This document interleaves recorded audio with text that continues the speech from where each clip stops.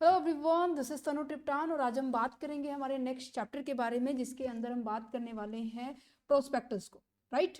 Prospect जो prospectus है वो बहुत ज़्यादा इंपॉर्टेंट है। इवन आप लोगों को थोड़ी बहुत नॉलेज तो होगी क्योंकि हम स्टार्टिंग से एग्जाम्पल के अंदर सबसे पहले प्रोस्पेक्टस को ही लेके आते थे कि प्रोस्पेक्टस क्या होते हैं। भाई इंफॉर्मेशन होता है। अब आज यही चैप्टर आज हम इन डेप्थ में डिस्कस करने वाले हैं कि हाँ जी, प्रोस्पेक्टस में क्या क्या चीज़ें होती हैं। अगर कोई प्रोस्पेक्टस इशू करना चाहता है तो कर सकता है, कौन नहीं कर सकता। ठीक है, इनके कॉन्सिक्वेंसेस क्या है कि हाँ, अगर मिस्टेक भी देखो सबसे हो जाती है, तो जो मिस्टेक होगी तो उसका परिणाम कौन भुगतेगा, मतलब each and everything is to be discuss in this particular chapter. Right. तो स्टार्ट करें।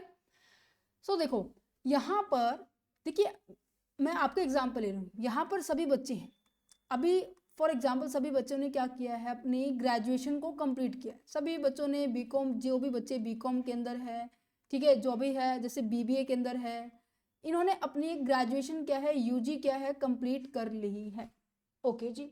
अब ये आगे की और अपने एजुकेशन को प्रोसीड करना चाहते हैं, दैट मीन्स पीजी कोर्स में एडमिशन लेना चाहते हैं। तो देखो सीयूईटी का फॉर्म फिल किया जाता है।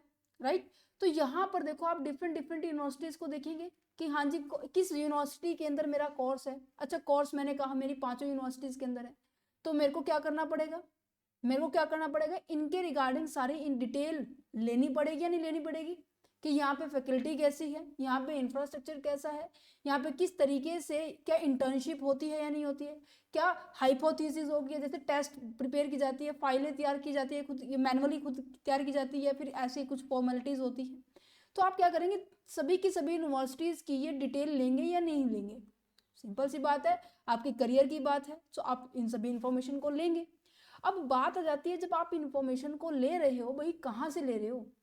एक तो हो जाती है आपकी साइट, भाई क्या हो गया, जस्ट अ सेकेंड। एक तो हो जाती है आपकी साइट, चल रहा है, हाँ, साइट हो जाती है। दूसरा जो मैगजीन होती है ना, इनके अंदर ही होती है। और ये इंफॉर्मेशन कहाँ से निकल कर आती है, भाई कंपनी एक्सप्लेन करेगी, कंपनी पब्लिश करती है, दैट मीन्स यूनिवर्सिटीज बताती है, तभी तो यहाँ अवेलेबल होती है। या फिर ऐसी कोई भी, मतलब कोई भी डाल देता है, कोई भी एडिशन कर देता है, नहीं ना। जब तक यहाँ पर जितनी भी ये फर्म्स हैं, जितनी भी ये आपके इंस्टीट्यूशंस है, इशू नहीं करेंगे, मीन्स की पब्लिश नहीं करेंगे इंफॉर्मेशन को, क्या ये यहाँ पर होंगी, क्या ये जो मैंने आपको साइट्स बताई यहाँ पर होंगी, क्या फिर इनको पता चलेगा, बिल्कुल भी नहीं पता चलेगा।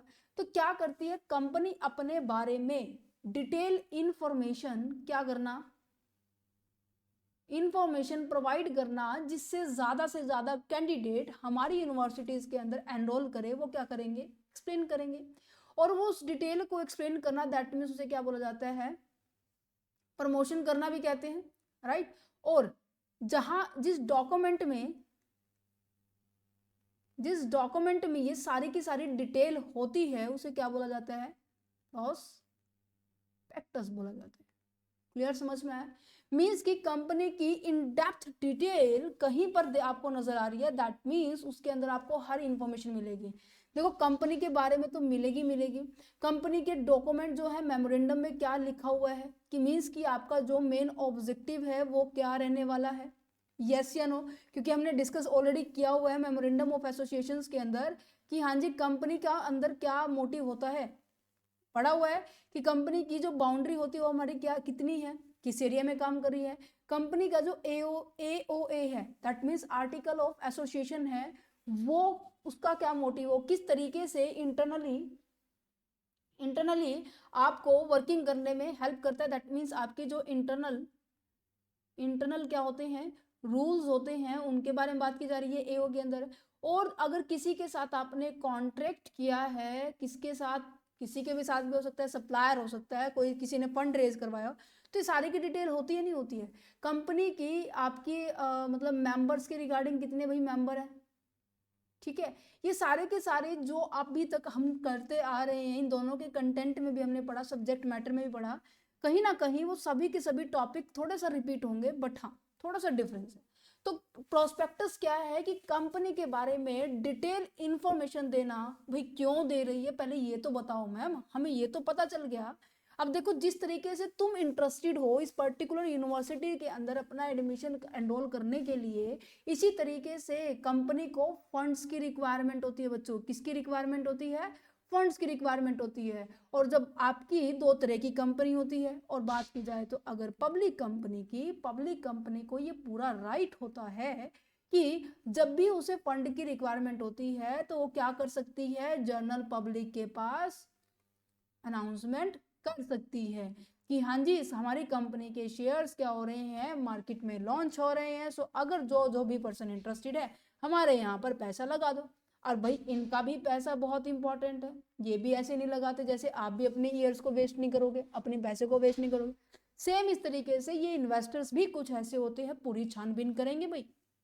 तो छानबीन करेंगे तो किस कंपनी का रिटर्न अच्छा है, कहाँ पर रिस्क कम है, कहाँ पर मुझे क्या है वर्किंग कम करनी पड़ रही है, कौन पब्लिक है कौन प्राइवेट, इस तरीके के भाई पब्लिक के पास से राइट होता है। हमने PRT का एक लॉजिक समझा था जिसमें पहला P ही मैं आपको समझा रही हूँ कि पब्लिक से पैसा रेज करना है। मैं क्या बिल्कुल सर। तो यहाँ पर ये क्या करने वाले हैं, ये जो भी इंफॉर्मेशन लेंगे ना, ये इंफॉर्मेशन जो भी होने वाली है वो कहाँ से लेने वाले हैं, प्रोस्पेक्टस से लेने वाले हैं। ठीक है। तो इसी वजह से जो पब्लिक कंपनी होती है अपनी सारी की सारी डिटेल इसलिए डिस्क्लोज करती है, इसलिए बताती है कि जो इन्वेस्टर्स हैं वो मेरी कंपनी में इंटरेस्टेड हो जाए। क्या इतना समझ में आया? तो चलो, तो देखो हम इस चैप्टर को ना पार्ट्स में करेंगे। फर्स्ट पार्ट में हम 4 टॉपिक्स करने वाले हैं, वैसे 4 नहीं है, इसके अंदर 6 टॉपिक है, बट ये मैंने फर्स्ट लाइन में ही इसको अंदर इंक्लूड कर दिया। देन उसके बाद हम फॉर्म करने, ये सारी चीज़ें हम डिस्कस करेंगे, आपके चैप्टर को कवर कर रहे हैं या नहीं कर रहे, तो दैट्स इट। तो issue, registration, scanning, miss presentation हो जाती है तो 2 पॉइंट्स आ जाते हैं इसके अंदर। देन आज के बाद ये वाला पॉइंट बहुत ज़्यादा इंपॉर्टेंट है, यहाँ से 4 नंबर में क्वेश्चंस पूछा गया, ये पूरा का पूरा टॉपिक 4 नंबर के लिए इंपॉर्टेंट है, 4 मार्क्स के लिए, राइट। बट जो ऊपर है ये आपका 20 मार्क्स के लिए इंपॉर्टेंट है, ठीक है। और ये तब समझ में आएगा जब आज का जो पार्ट करने वाले हैं, ठीक है। तो चलो बढ़ते हैं कि प्रोस्पेक्टस क्या है, एक कंप्लीट गाइड है। जैसे आपके पास बुक होती है ना, उसकी उस सब्जेक्ट के रिगार्डिंग, जैसे मैं कहूँ कि आपका इनकम टैक्स है, जैसे मैं कहूँ आपका कॉर्पोरेट अकाउंटिंग है, राइट, जैसे आपका कंपनी लॉ है, business law, Indian financial system है, काफी सारे सब्जेक्ट है, वो पूरी गाइड होती है, उसी के बारे में बताती है ना सारा दिन। जब भी हम कोई भी चैप्टर डिस्कस कर लो उसी के बारे में बताती है ना। तो इसी तरीके से जो प्रोस्पेक्टस होता है वो कंपनी की एक कहीं ना कहीं बोल सकते हैं गाइड है कि वो क्या कुछ करने वाली है कंपनी, ठीक है। इवन यहाँ तक का भी पता होता है कि कंपनी जो प्रोस्पेक्टस में इशू कर रही है ना भाई, उसका पर्पस क्या है, भाई फंड आएगा तो उसको यूज कहाँ करेंगे, इवन यहाँ तक का भी उन्हें उनको एक्सप्लेन करना पड़ता है। तो क्या लिखा हुआ है, prospectus is a formal document issued by the company to invite the public to purchase its share और डिबेंचर्स, कि कंपनी ने जो भी शेयर्स और डिबेंचर्स मार्केट में इशू किए हैं, लोग उनको क्या कर ले, सब्सक्राइब कर ले। देखो इनके पास शेयर जाएंगे तो सिंपल सी बात है ना, उनको पैसे देने पड़ेंगे, है ना। और देखो इनके पास ये शेयर आ गए तो इन शेयर को ना वो कभी कभी भी किसी भी प्लेस पे क्या कर सकते हैं, सेल आउट कर सकते हैं। जो PRT के अंदर, टी का मतलब होता है ट्रांसफरेबिलिटी ऑफ द शेयर, कि भाई आप अपने शेयर को किसी भी जगह पर किसी भी टाइम पे आप अपने शेयर को बेच सकते हैं, क्योंकि पब्लिक कंपनी के जो शेयर होते हैं ना, पब्लिक कंपनी के जो शेयर होते हैं stock exchange board of India के अंदर लिस्टेड होते हैं। तो उसे वहां पर भी सबसे पहले ना मार्केट में पब्लिकली प्रोस्पेक्टस इशू करने से पहले ना इनको यहाँ पे सबमिट करवाना पड़ता है, फिर ROC से सबमिट करवाना पड़ता है। देखो एक प्रोसेस होती है प्रोस्पेक्टस इशू करने से पहले ना, कि हाँ प्रोस्पेक्टस तैयार हो गया है, उसको तैयार करने वाला कौन होता है, मेनली क्या होता है, प्रमोटर होते हैं। प्रमोटर तो आपको पता लग गया ना, हमने चैप्टर नंबर 5 में पढ़ा था कि जो कंपनी को बनाना, जिसके दिमाग में आइडिया आया था, भाई वो प्रोस्पेक्टस के लिए सबसे ज्यादा रिस्पॉन्सिबल पर्सन मान जाता है, ठीक है। देन उसके बाद भाई जितने भी मेंबर्स हैं कंपनी के अंदर उस टाइम पे, जो डायरेक्टर्स होते हैं, जो इनिशियल पर्सन होते हैं, उनको क्या करना पड़ेगा, उस प्रोस्पेक्टस के ऊपर साइन करना पड़ेगा। Then stock exchange board of India के पास सबमिट करना पड़ेगा। देन उसके बाद मुझे रजिस्ट्रार ऑफ कंपनी की परमिशन लेनी पड़ेगी कि हाँ जी मैं कर लूँ इशू, क्यों, क्योंकि मुझे फंड चाहिए, दैट्स इट। तो समझ में आ रहा है, it's provide a detail financial and the business information about the company. अब इसमें ना एक तरह की इंफॉर्मेशन नहीं होने वाली, जैसे कंपनी, जैसे यहाँ पर डिफरेंट डिफरेंट है ना कि आपके जो फैकल्टी हैं कॉमर्स डिपार्टमेंट के, तो ये ठीक है, मैनेजमेंट डिपार्टमेंट के, वो कौन रहने वाले हैं, उनके नाम, उनकी इवन पूरा बायोग्राफ दिया जाएगा कि हाँ क्या क्या कुछ है और कहाँ से उन्होंने खुद ने की है, ठीक है। कितने लेक्चर्स आपको प्रोवाइड की जा रहे हैं, यूनिवर्सिटी का जो कैंपस है उसमें जो, अगर वहाँ पे आप रहना चाह रहे हैं तो आपको हॉस्टल की फैसिलिटी भी दी जा रही है, ठीक है। इवन आप गेम में जाना चाह रहे हैं तो साथ साथ गेम की भी फैसिलिटी दी जाएगी, तो हर चीज़ के रिगार्डिंग इन्फॉर्मेशन दी जाएगी। सेम इस तरीके से यहाँ पर कंपनी के प्रोस्पेक्टस में भी कंपनी की आपके डिविडेंड के साथ साथ, डिविडेंड, इवन मैं यह कहूँ मोटा मोटा कि हमारे पास फाइनेंशियल सिचुएशन कैसी है कंपनी की, है ना, प्रॉफिटेबिलिटी सिचुएशन कैसी है भाई कंपनी की। और प्रॉफिटेबिलिटी के साथ साथ और क्या होने वाली है भाई, आपके पास ट्रेंड भी देखा जा सकता है कंपनी का कि हाँ जी कंपनी का ट्रेंड, जो कंपनी चल रही है उसका प्रोडक्ट कैसा चल रहा है, उसकी इवन मैं कहूँ कि उसकी सेल का भी ट्रेंड देखा जाता है, उनकी कॉस्ट का भी ट्रेंड देखा, हर चीज़ का ट्रेंड देखा जाता है ना, उनके कैश का फ्लो भी देखा जाता है, हर चीज़ हमारी कैश फ्लो के अंदर एक्सप्लेन होती है, जिससे कि जो इन्वेस्टर्स है उसके माइंड में किसी भी तरह का कंफ्यूजन नहीं होना चाहिए। क्लियर है। तो ये कहते हैं कि ये हेल्प करता है इन्वेस्टर्स को मेक करने के लिए, मीन्स की इंश्योर करने के रिगार्डिंग कि हाँ जी कि आपको यहाँ पर इन्वेस्ट करना चाहिए या नहीं करना चाहिए। अब जितने मैंने एग्जांपल दिया ना अभी तक, मैं 10 मिनट से बोलती जा रही हूँ, समझाती जा रही हूँ, एग्जाम्पल देती जा रही हूँ। अब इसको देखो मैं रीड करके बताऊंगी आपको, एज इट इज मिलेगा। प्रोस्पेक्टस क्या है कि एक ऐसा डॉक्यूमेंट है जो कि कौन इशू करता है भाई, कंपनी इशू करती है, इनवाइट करती है पब्लिक को, क्यों करती है भाई, उनके शेयर्स, उनके डिवेंचर्स को सब्सक्राइब कर ले, जिससे कंपनी के पास पैसा आएगा, और वो लोग सब्सक्राइब तभी करेंगे जब उनके पास वो एसेंशियल इन्फॉर्मेशन होने वाली है। और वो किसके थ्रू पता चलेगी भाई, प्रोस्पेक्टस के थ्रू पता चलेगी कि हाँ जी अगर मैं यहाँ इस कंपनी में इन्वेस्ट करता हूँ तो मेरा रिटर्न कितना आ रहा है, कितने रिस्क हैं, कंपनी रेगुलर बेसिस पे रिटर्न दे रही है नहीं दे रही है, लगातार उसके रिटर्न बढ़ रहे हैं नहीं बढ़ रहे हैं, ये तो नहीं है कि हाँ लगातार 5 सालों से 5% पे है भाई, 5% से 10% पे आई है नहीं आई है, किस गति से बढ़ रही है, हर चीज उसके अंदर होती है, हर चीज मैं बता रही हूँ, हर चीज जो आपको चाहिए वो सब होगा उसमें। Is issue only by the public company, मैंने आपको स्टार्टिंग में बताया कि जो प्रोस्पेक्टस है भाई पब्लिक कंपनी ही इशू करेगी, क्योंकि यहाँ पर ये प्रोहिबिटेड है कि भाई पब्लिक प्राइवेट कंपनी नहीं इशू कर सकती, but public company can issue, right. समझ में आ गया, ओके। चलो तो नेक्स्ट अगर डेफिनेशन के बारे में बात की जाए तो according to section 217 sub section 17 of the company act 2030, prospectus का मतलब क्या है, एनी डॉक्यूमेंट, कोई भी डॉक्यूमेंट जो कि डिस्क्राइब किया जा रहा है या फिर इशू एज अ प्रोस्पेक्टस, कोई भी डॉक्यूमेंट जो कि प्रोस्पेक्टस के तौर पर आपको मतलब सामने लेके आ जा रहा है, जिसके अंदर काफी तरह की ये प्रोस्पेक्टस की टाइप बताई हुई है। रेड हियरिंग प्रोस्पेक्टस होता है जो कि सेक्शन 32 के अंदर एक्सप्लेन किया गया है। आपका एक I think this is wrong, self hearing आपका प्रोस्पेक्टस होता है जो कि 31 के अंदर एक्सप्लेन किया गया है। एंड आपके नोटिस होते हैं, आपका जो सर्कुलर होता है, एडवर्टाइजमेंट होते हैं, हर चीज़ की इंफॉर्मेशन आपको यहाँ पे होती है। वैसे ये आगे पढ़ेंगे, ठीक है, ये मैंने लिखा हुआ है, हम अपने लास्ट पार्ट में पढ़ेंगे। रेड हियरिंग हो गया, सेल्फ प्रोस्पेक्टस हो गया है, इन सबको हम लास्ट में पढ़ेंगे, ठीक है। समझ में आ गया। नेचर के बारे में बात की जाए भाई, ये लीगल डॉक्यूमेंट है, ये पब्लिकली देखो सामने इशू हो रहा है, तो पहले हमने रेक्टिफाई करवाना पड़ा ना, पहले सभी पर्सन के सिग्नेचर हुए ना, देन उसके बाद stock exchange board of India के stock exchange board of India के पास ये रजिस्टर्ड हुआ, देन उसके बाद ये आरओसी से अप्रूवल हुआ, देन आपको अलाउड है, दैट मीन्स कंपनी को अलाउड है भाई पब्लिकली वो नोटिस को, प्रोस्पेक्टस को इशू कर सकती है। सो इसीलिए हम इसको लीगल डॉक्यूमेंट कहते हैं, क्योंकि एक प्रोसेस से गुजरी है, गवर्नमेंट के पास तुम्हारा रिकॉर्ड है, ठीक है। पब्लिक को इन्विटेशंस, आपको स्पीकर, देखो ये जो इमेजेस हैं वो कुछ आपके लिए बनाई हुई है कि हाँ थोड़ा सा लॉजिक बना रहे आपका, ठीक है।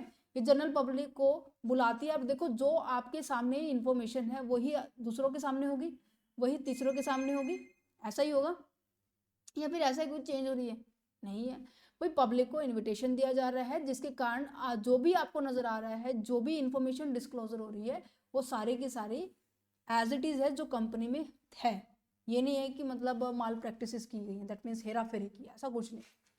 ठीक है, तो यहाँ पे क्या है, ट्रांसपेरेंसी है, डिस्क्लोजर है, it's provide the complete detail about the financial risk and the opportunity. Next के बारे में बात की जाए तो मार्केटिंग टूल। भाई मार्केटिंग टूल का मतलब क्या है कि भाई लोगों को अपनी ओर अट्रैक्ट करने के लिए सबसे बढ़िया तरीका है। ऐसे तो किसी को फिर अगर मैं प्रोस्पेक्टस इशू ही ना करूं तो क्या किसी को पता चलेगा, बिल्कुल भी नहीं पता चलेगा। तो प्रोस्पेक्टस के अंदर क्या होता है कि आप लोगों को अट्रैक्ट कर सकते हो कि हाँ जी देखो कितना रिटर्न दे रहे हैं, कितने कम टाइम में हम इतनी ग्रोथ कर चुके हैं, इतने शेयर्स हमारे बहुत कम प्राइस में आपको रिटर्न दे रहे हैं। भाई कौन नहीं आना चाहेगा ना, सब आने चाहेंगे, है ना। तो ये आगे नेक्स्ट आ जाते हैं कि भाई किसको प्रोस्पेक्टस की जरूरत नहीं है, हम उसको डिस्कस करेंगे क्योंकि जरूरत होने वालों की ना लिस्ट बहुत लंबी है, हम ना होने वालों की लिस्ट पढ़ लें वो ज्यादा बेटर है। तो कहते हैं कि when the prospectus need not to be issued, कब हमें इशू करने की जरूरत नहीं है। तो सेक्शन 26 मेनली ये डिसाइड करता है कि हाँ जी किसको जरूरत है किसको नहीं है, हम नहीं वाला करते हैं। ठीक है, सबसे पहले कहते हैं, अब देखो मैंने यहाँ पे पहले ही बोल दिया कि भाई जिनको बाहर से पैसा रेज करना है उसी को तो इन्फॉर्मेशन देनी पड़ेगी बाहर वाले लोगों को। अब मैंने कहा यहाँ पे मान लो प्राइवेट कंपनी है, ठीक है, यहाँ पर हमारे पास प्राइवेट कंपनी है, क्या इस प्राइवेट कंपनी को जरूरत है, भाई इनको तो रोका गया है, तुम्हें तो पैसे बाहर से लेने ही नहीं है, तो बताइए प्रोस्पेक्टस इशू करने के, भाई बाहर से पैसा जो लेगा उसे इन्फॉर्मेशन भी तो देनी पड़ेगी, भाई कंपनी मेरी ऐसी चल रही है, कंपनी मेरी वैसी चल रही है। अब यहाँ पे तो कोई जरूरत ही नहीं है क्योंकि प्राइवेट कंपनी है, क्योंकि इनको अपने आप से ही रेज करने होते जितने शेयर होल्डर होते हैं।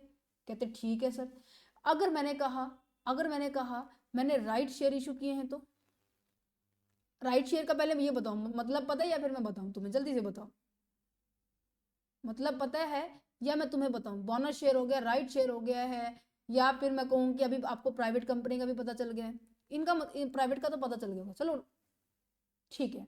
अब देखो राइट शेयर और बोनस शेयर, राइट का मतलब क्या है कि जो ऑलरेडी एग्जिस्टिंग जो शेयर होल्डर, नहीं दिखाई दे रहा है, जस्ट सेकेंड, जो एग्जिस्टिंग जो शेयर होल्डर्स होते हैं ना बच्चे, उन्हीं को ही पहले आप प्रेफरेंस दे रहे हो कि हाँ जी मैंने कहा मेरी कंपनी के अंदर 10,000 एम्प्लॉइज है, 10,000 एम्प्लॉइज है और मैं क्या करना चाह रही हूँ नेक्स्ट 1 लाख रुपए में और रेज करना चाह रही हूँ। तो पहले मैंने इन्हीं को ही क्या दिया, मौका दिया कि हाँ जी मैंने क्या किया, 10 रुपए का एक शेयर है तो मैंने क्या किया 10,000 शेयर ही इशू कर दिए। मैंने इन 10,000 लोगों को ही ऑफर दिया कि हाँ जी क्या तुम इनको लेना चाहते हो, जो लेना चाहते बता दो। कहते मैं भाई आगे भी तुम 10 रुपए का इशू करोगे, अभी भी तुम्हें 10 रुपए का इशू कर रहे हो तो कोई फायदा नहीं है। कहते बात तो बिल्कुल सही कहा। कहते उस टाइम हम मतलब 10 दिन के बाद हम क्या करने वाले हैं, या फिर मैं कहूँगी 1 साल बाद हम क्या करने वाले, 10 रुपए का शेयर इशू करेंगे।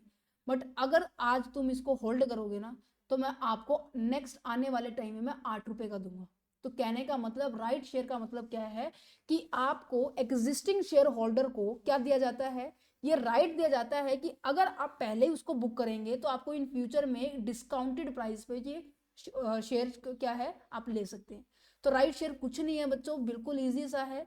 क्या कहना चाह रहे हैं, देखो क्या कह रहे हैं कि share issue to the existing share holders at a discounted price to raise the additional capital, कि आपको 1 लाख रुपए एडिशनल कैपिटल को रेज करना था, बट क्या हुआ आपने पहले अपने एग्जिस्टिंग शेयर होल्डर को ही राइट दिया, उसे बोलते हैं राइट शेयर। बोनस शेयर होता है कि देखो अब जितने भी शेयर होल्डर्स हैं अब ये कंपनी के अंदर इन्वेस्ट कर रहे हैं तो इनको कुछ ना कुछ तो रिटर्न एक्सपेक्ट करेंगे ना, तो return on investment right I, तो ये एक्सपेक्ट करेंगे नहीं करेंगे, बिल्कुल करेंगे। तो जब क्या किया जाता है इनको रिटर्न डिविडेंड में होता है, शेयर होल्डर का तो डिविडेंड में होता है।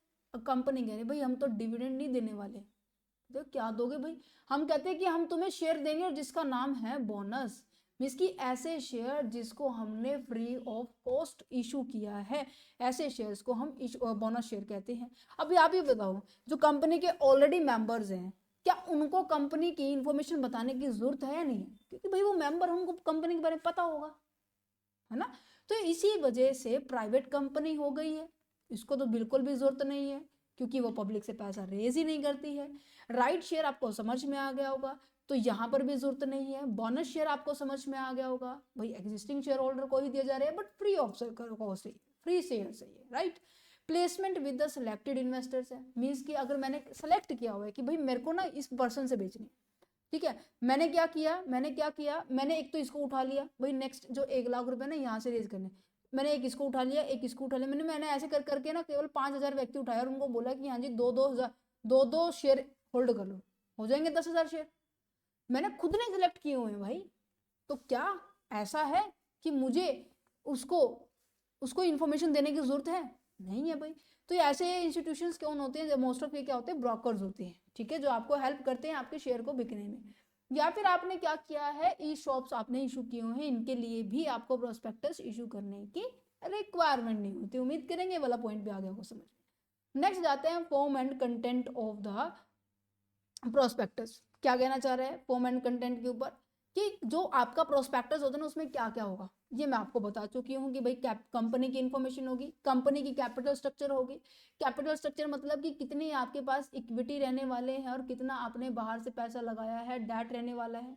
और इवन आपको ये भी पता होगा कि हाँ जी एक शेयर की वैल्यू कितनी है, जिसे हम कहेंगे प्राइस ऑफ द पर शेयर कितना है।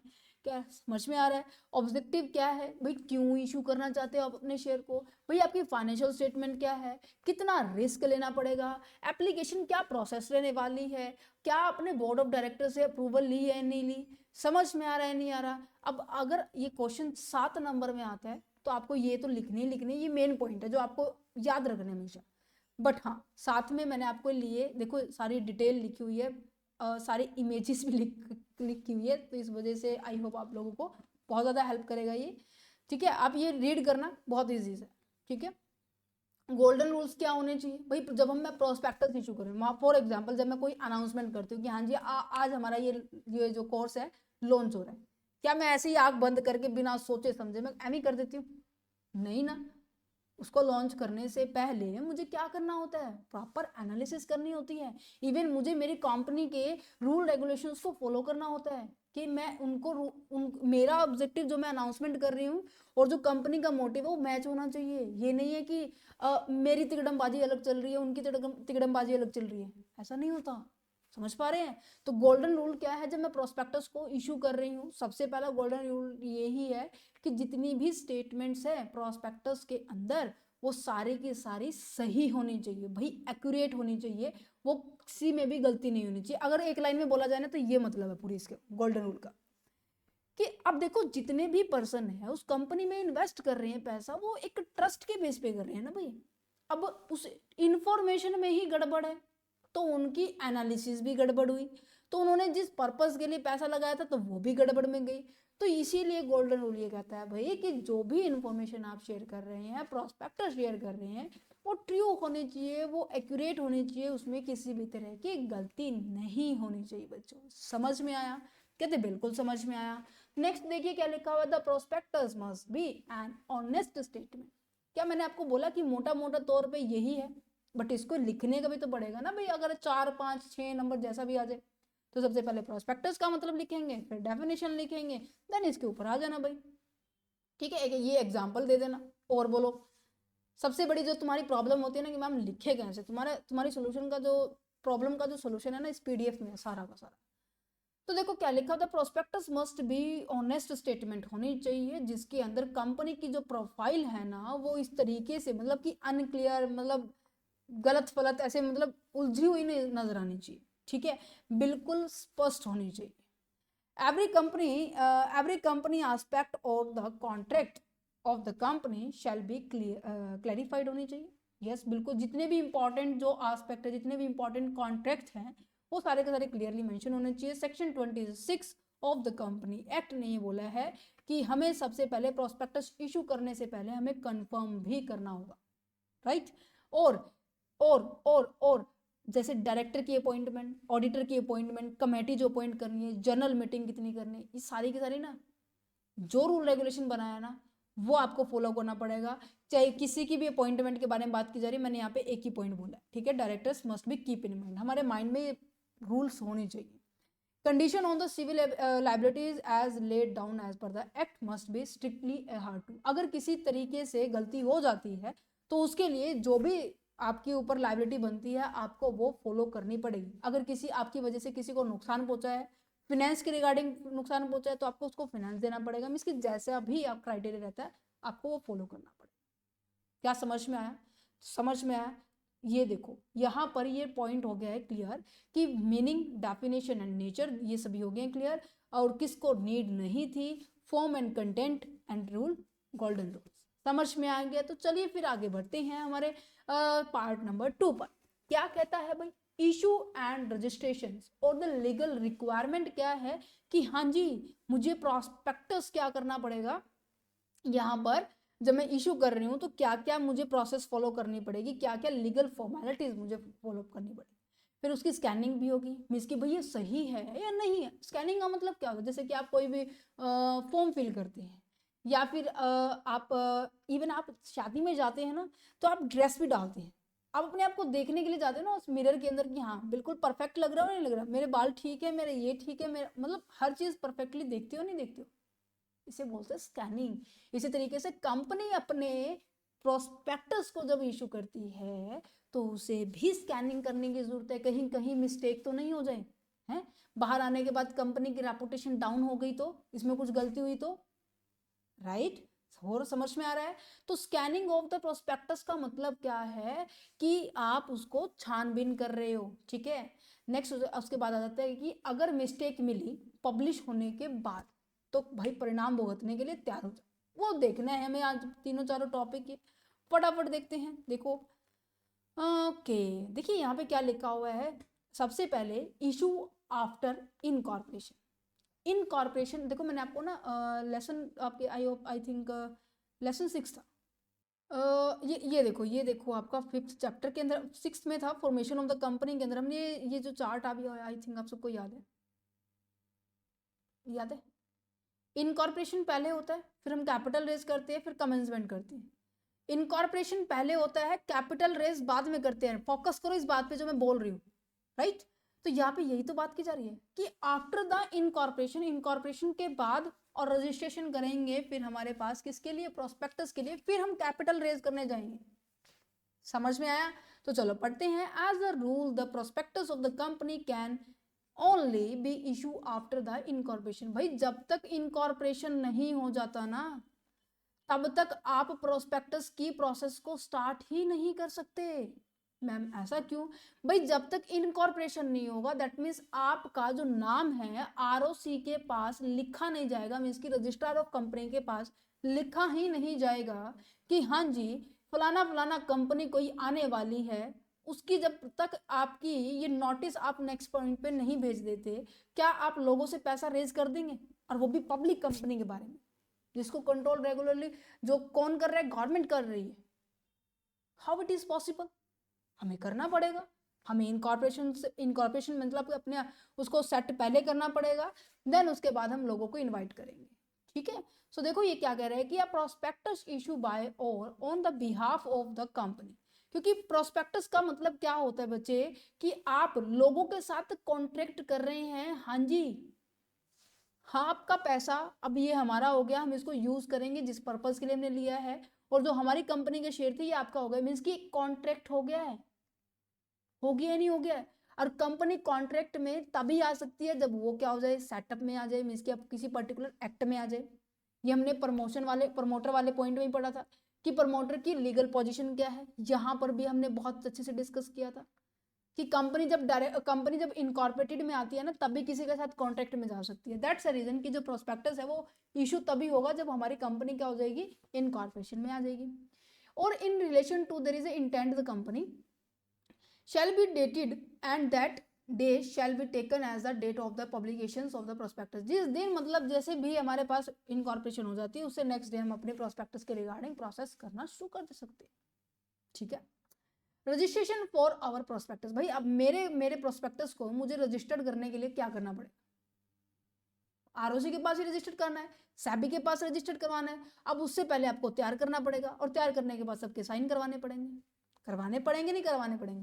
तो ये बहुत ज्यादा जरूरी होता है कि आप प्रोस्पेक्टस, एक मिनट, प्रोस्पेक्टस एक second to get the, I think बहुत ज्यादा मिस्टेक होगी, मैं इसको करेक्ट करके आपको दूंगी, ठीक है।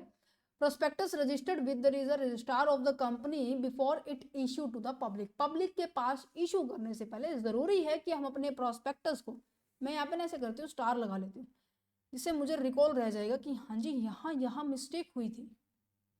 फिर मैं अपनी टीम को भी बोल दूंगी, ठीक है, वो आपको करेक्ट करके आपको नोट्स प्रोवाइड करेगी।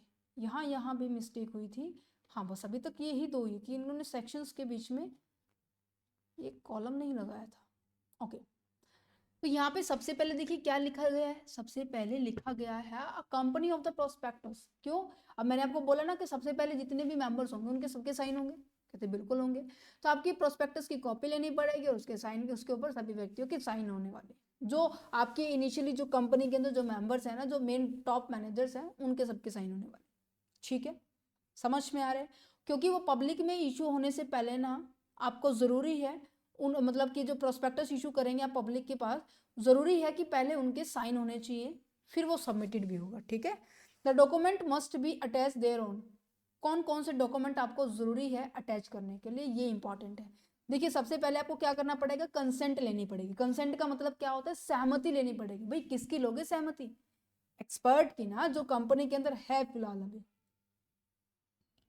तो यहाँ देखो, consent to the issue of the prospectus required under section 26 from any members as the expert. जो भी पर्सन एक्सपर्ट है आपको उससे क्या करना पड़ेगा, कंसेंट लेनी पड़ेगी, सहमति लेनी पड़ेगी। ये किस में लिखा है, सेक्शन 26 में लिखा है।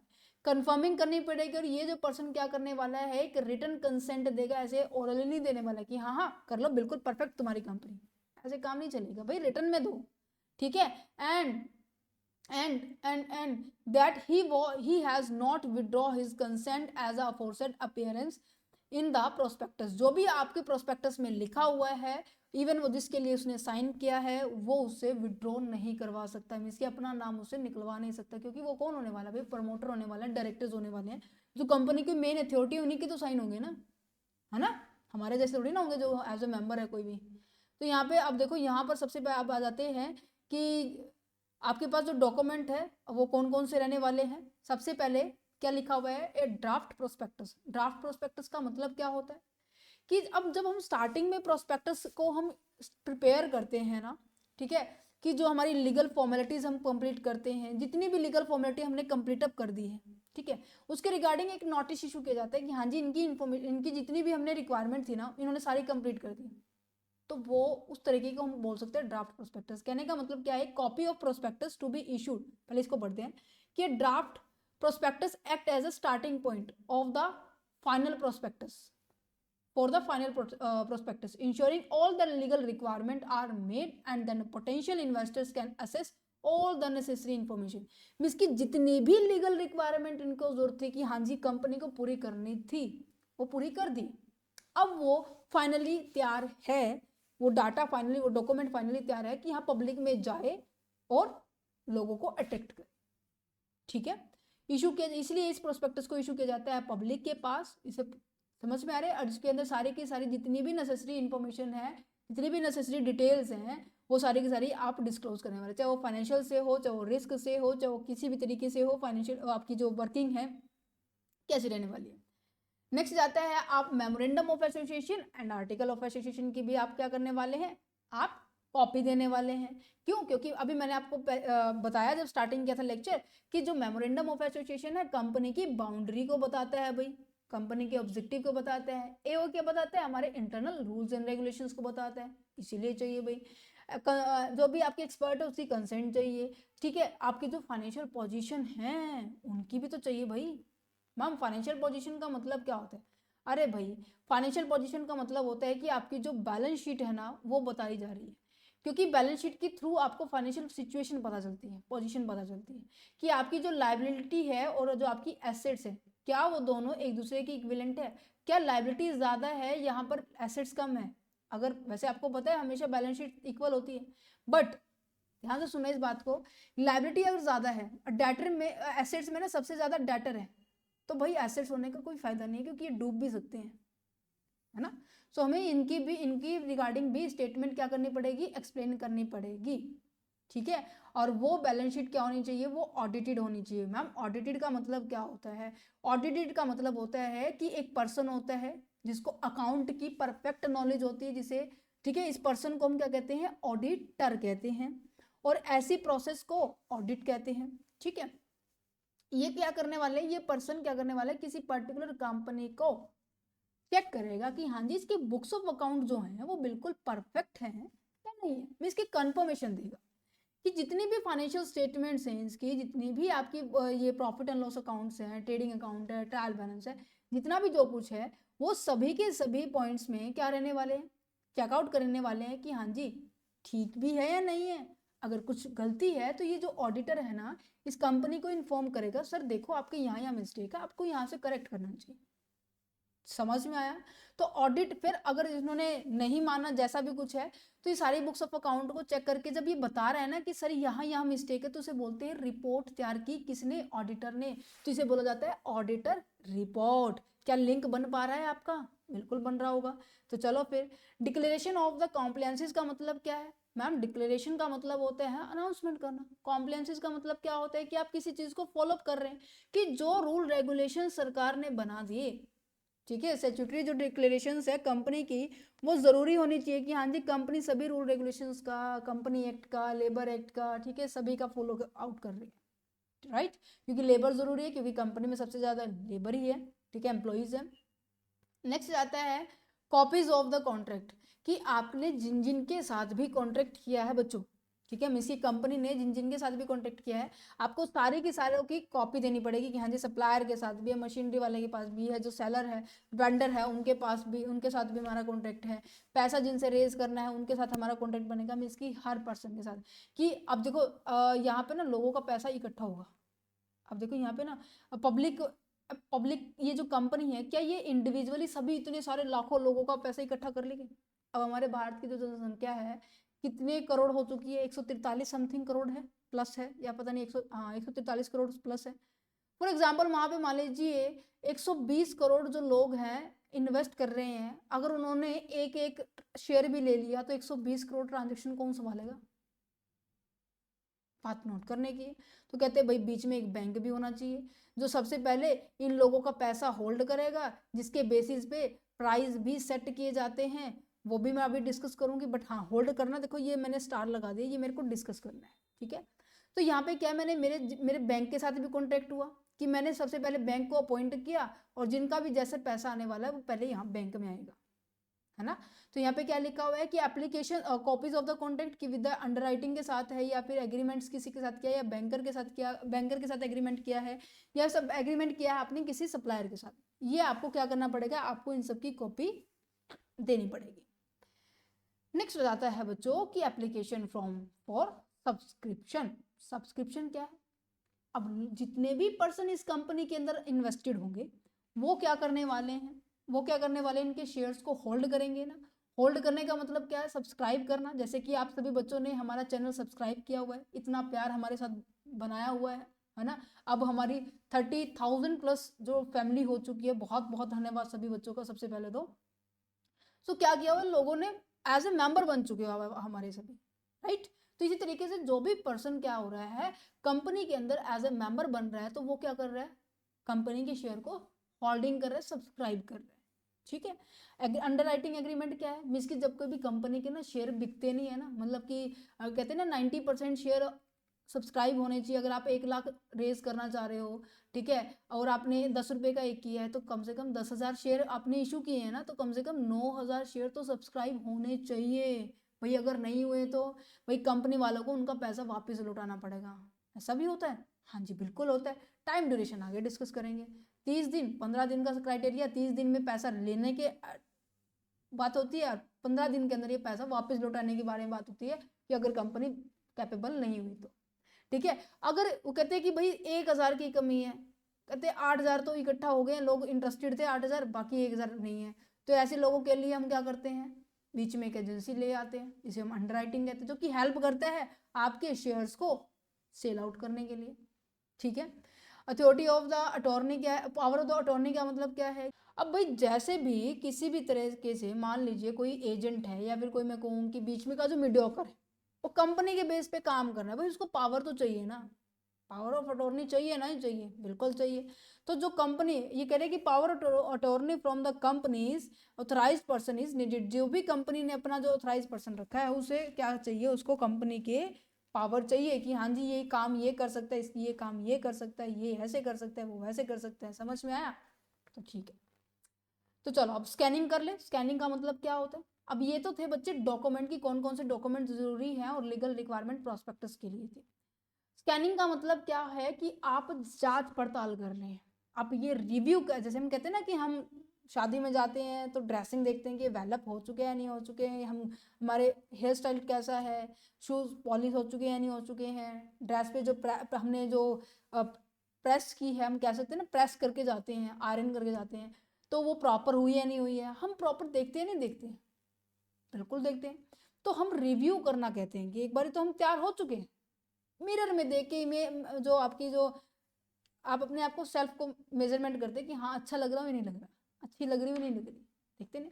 तो रिव्यू करना, एग्जामिन करना आपके इसी तरीके से प्रोस्पेक्टस में भी किया जाता है। जो आपके मेंबर्स होते हैं वो सारी की सारी चीज़ों को दोबारा से रेगुलेट करते हैं, ठीक है। ये ज़रूरी है भाई, ज़रूरी क्यों है, क्योंकि इंपॉर्टेंट स्टेप दोनों के लिए, भाई कंपनी के लिए भी है और आपकी जो रेगुलेटरी अथॉरिटीज़ हैं जो आपके ऊपर रेगुलेट करती है, जैसे कि मैंने आपको पहले बताया था आरओसी है, ठीक है, सेबी है, इनके लिए भी ज़रूरी है, क्योंकि अगर इनको कुछ भी मिस्टेक मिली तो आपको वापस वो अनाउंसमेंट कर दे कि आप अपना प्रोस्पेक्टस इशू नहीं कर सकती, फिर उसको प्रोसेस दोबारा से करनी पड़ेगी। तो जो ट्रांसपेरेंसी है, जो एक्यूरेसी है, जो इन्वेस्टर्स के प्रोटेक्शन के लिए जो काम करना चाह रहे हैं वो प्रॉपर होनी चाहिए। भाई जो तुम कंपनी हो ना एक्चुअल में जो तो तुम्हारी सिचुएशन है, और जो तुम पब्लिक के सामने इशू कर रहे हो with the help of the prospectus, ये डॉक्यूमेंट जो तुम हो, जो तुम इशू कर रहे हो, दोनों सेम होने चाहिए, हेरा फेरी नहीं होनी चाहिए, ठीक है। और ठीक है, समझ में आ रही है, ये चीज़ें मैं बार बार बता चुकी हूँ, वैसे आप इसको रीड आउट करेंगे समझ में आ जाएगा।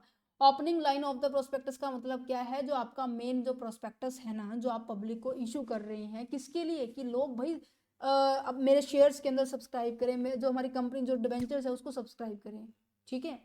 उसके बारे में बताएं कि भाई हम इशू क्या करने जा रहे हैं, भाई प्रोस्पेक्टस का मेन पर्पस क्या है। भाई प्रोस्पेक्टस तभी किया जाता है जब हमें फंड चाहिए होता है। अब फंड रेज करने का भाई पर्पस बताओ, भाई पर्पस क्या है, तो पर्पस बताया, फिर हमने शेयर भी बताया, फिर हमने ये भी बताया कि भाई नाम कौन सी, हमारी कंपनी का नाम क्या है, हमारी किस तरीके के शेयर सिक्योरिटीज हैं, हमारी किस डेट को आने वाले हैं, मीन्स की हर डिटेल मैं आपको पहले ही बता चुकी हूँ, प्रोस्पेक्टस में हर डिटेल होती है जैसा आप चाहते हैं, ये जितनी भी मैंने डिटेल बोली थी, ठीक है, समझ में आ रहा है। स्कैन क्या किया जाएगा, स्कैन क्या किया जाएगा कि भाई जो आपकी लैंग्वेज है, कई बार क्या होता है लैंग्वेज का बहुत ज़्यादा इशू होता है, राइट, डेट का कई बार इशू होते हैं, है ना, कई बार ऐसे दे देते हैं कि हाँ 8 से लेकर 10 तारीख के बीच में आएगा। भाई बीच में आने का क्या मतलब, भाई सटीक बताओ ना, 8 को आएगा, 9 को आएगा, 10 को आएगा, कब आएगा, बीच में आने का तो मतलब नहीं है। तो मतलब कि आपका जो मैसेज है वो क्लियरली होना चाहिए, मतलब अनक्लियर नहीं होना चाहिए, ठीक है। डिस्क्रिपेंसीज बिल्कुल भी नहीं होनी चाहिए, वैक्यू मतलब अनक्लियर नहीं होना चाहिए, चाहे वो लैंग्वेज के रिगार्डिंग है, चाहे वो किसी भी चीज़ के रिगार्डिंग, ठीक है, ओके जी। बिजनेस प्रोस्पेक्टस के रिगार्डिंग अगर बात की जाए तो स्कैनिंग क्या मतलब क्या है, यहाँ पर बिजनेस प्रोस्पेक्टस के बारे में बात की जा रही है कि जो आपका प्रोस्पेक्टस है वो ये बताएगा कि जो आपका मेमोरेंडम था ना, कि आपकी भाई कोर एक्टिविटी क्या है, उसको किस तरीके से आप अचीव करना चाह रहे हैं, भाई कौन कौन सी एक्टिविटी आपको परफॉर्म कर सकते हो। सो ये सारी की सारी चीज़ें आप यहाँ पर एक्सप्लेन करेंगे कि फ्यूचर में क्या प्लान है। इवन जो आपने कैपिटल रेज भी किए है ना, उसका यूज़ कहाँ पर होने वाला है, how the raise the capital, कैसे रेज करेंगे, जो आप सॉरी जो भी आपने कैपिटल रेज की है उसको यूज कैसे करेंगे, वो आप यहाँ पे बताने वाले हैं कि आपकी मार्केट में कितनी पोटेंशियल है, दैट मीन्स कितनी आपके पास पावर है, कितने आपकी जो इमेज है मार्केट में बनी हुई है, वो भी देखेंगे, देखेंगे नहीं देखेंगे, बिल्कुल देखेंगे। नेक्स्ट आते हैं कि आपके पास क्या लिखा हुआ है, मैनेजमेंट ऑफ द कंपनी, भाई कंपनी की जो मैनेजर है ना, मैनेजर जो टीम है ना वो कैसी है, भाई बताओ तो सही कैसी है, इसकी बैकग्राउंड कैसा रहा है, इवन आपका जो अभी तक जो आपके प्लान थे क्या वो एक्चुअल में एग्जीक्यूट हुए हैं नहीं हुए, कोई कमी रहती है नहीं रहती, भाई बताना तो पड़ेगा। क्योंकि बोला जाता है कंपनी की ग्रोथ है ना, कंपनी के जो मेंबर जो चला रहे हैं ना उनकी सोच के ऊपर डिपेंड होता है। अगर उनकी सोच बेहतरीन है, बढ़िया तरीके वाली है, तो अपनी ग्रोथ भी बढ़िया तरीके वाली होने वाली है। समझ पा रहे हैं नहीं पा रहे हैं, बिल्कुल पा रहे हैं। इवन हर चीज़ यहाँ पे देखी जाएगी कि किसकी क्या चीज़ें, मतलब जैसे मेंबर्स हो गए, शेयर होल्डर्स हो गए हैं, डायरेक्टर्स हो गए हैं, ठीक है, और आपके जो ऑडिटर्स हो गए हैं, ठीक है, आपके आपके चीफ एग्जीक्यूटिव ऑफिसर्स हो गए हैं, इन सब की right, duty, limitations, liabilities, each and everything is clear mention in the prospectus. Is it clear? Okay. क्योंकि अगर देखो, चाहे वो शेयर होल्डर है, चाहे वो इन्वेस्टर्स है, चाहे वो मेंबर है, चाहे वो डायरेक्टर, कोई भी है, देखो अगर कोई कंपनी गलत करेगी तो सबके साथ गलत होगा। अगर कोई मेंबर गलत कर रहा है मीन्स कि टॉप मैनेजर मिलके, ठीक है, मिलकर आपस में मिलकर इन्वेस्टर्स के साथ गलत करें तो भी गलत है। तो इस वजह से इन चीज़ों से बचा जा सके हम क्या करेंगे, रिव्यू कर लें। कैपिटल स्ट्रक्चर का मतलब क्या है भाई, आपकी कंपनी के अंदर पूंजी कितनी है। पूंजी कितनी का मतलब, चलो मैंने कहा कि भाई मेरे पास 100 करोड़ रुपए हैं, भाई 100 करोड़ कैसे कैसे हैं, मीन्स की इक्विटी का पैसा है, या फिर मैं कहूँ कि डेट से पैसा आपने रेज किया है, या फिर मैं कहूँ कि आपने बैंक से लोन लिया है, मतलब कहाँ से पैसा रेज किया भाई। आपकी कंपनी में जो कैपिटल स्ट्रक्चर है वो किसका है, वैसे मेनली इन दोनों का ही होता है, ठीक है, बट मैं आपको बता रहा हूँ, ठीक है, कि कितना अमाउंट आपका इक्विटी का है, कितना अमाउंट आपका डेट का है कंपनी के अंदर, कि शेयर्स क्या है, डिवेंचर्स है, या फिर अपना खुद का पैसा यूज कर रहे हो, ये भी तो मैटर करता है ना। मीन्स कि अब मैंने कहा कि चलो ठीक है, मैंने क्या किया, 20 करोड़ रुपए मेरे इक्विटी के हैं, 30 करोड़ रुपए मेरे पास मैंने डिवेंचर से उठाया है, और मैंने क्या किया, 50 करोड़ मेरे पास खुद के पैसा रखा था, मैंने उसको यूज किया। एग्जिस्टिंग कैपिटल बोल लीजिए, या फिर रिटेन अर्निंग बोल लीजिए, या फिर मैं कहूँ कि सॉरी एग्जिस्टिंग कैपिटल तो टोटल कैपिटल होगी ना, ये रिजर्व हो गया, इनको आप इनको 50 करोड़ मान सकते हैं। समझ में आ रहा है? कहते बिल्कुल सर। चलो तो फिर नेक्स्ट कह रहे हैं कि past history of the company, company की जो पास्ट हिस्ट्री है वो कैसी, वो भी तो हमें चेकआउट करनी पड़ेगी ना। This section providing the company historical performance including the past financial statement, की माइलस्टोन्स एंड अचीवमेंट्स। क्या कहना चाह रहा है भाई, पास्ट हिस्ट्री से क्या पता चलेगा कि आपने जो कर चुके हो, भाई कुछ अच्छा किया है तो वो भी नजर आएगा, कुछ बुरा किया है तो वो भी नजर आएगा, दोनों चीजें नजर आएगी। तो यहाँ पे क्या लिखा हुआ है कि including the past financial statement, कि आपने जो भी आपकी स्टेटमेंट रही है कि आपका प्रॉफिट था या लॉस ज़्यादा था, जो भी है, जितनी भी आपने अचीवमेंट्स की है, जितने भी आपने टॉप पॉइंट्स किए हैं, उनके बारे में एक्सप्लेन करेगा कि हाँ जी कंपनी की ग्रोथ कैसे हो रही है, कंपनी की पास्ट के अंदर स्टेबिलिटी थी या नहीं थी, या फिर नीचे की ओर जा रही थी ग्राफ हमारा, ठीक है, या फिर ऊपर की ओर अब की बार बढ़ रहे हैं, कैसा क्या कुछ चल रहा है, वो सारी की सारी चीजें आपको यहाँ पे बताई जा रही है।